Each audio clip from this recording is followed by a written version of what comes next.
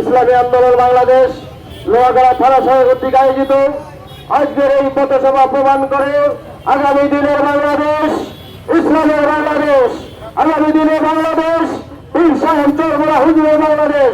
সংগ্রামী ভাইয়েরা, 5 আগস্ট বাংলাদেশ স্বাধীন হয়েছে। স্বাধীনতা অর্জন করা যত সহজ, স্বাধীনতা রক্ষা করা তার চেয়ে অনেক বড় কঠিন। ঠিক কিনা ভাইয়েরা আমার?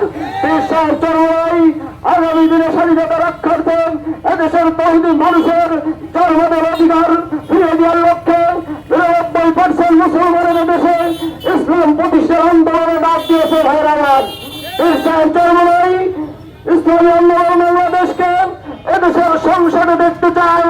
পীর সাহেব চরমোড়াই সারা দেশের মানুষের শান্তির জন্য যে সংগ্রাম, যে কাজ করছে, এটা জাতির কাছে আজকে প্রতীয়মান হয়েছে। জাতি দেখেছে পীর সাহেব চরমোড়াইয়ের কর্মকাণ্ড। ঠিক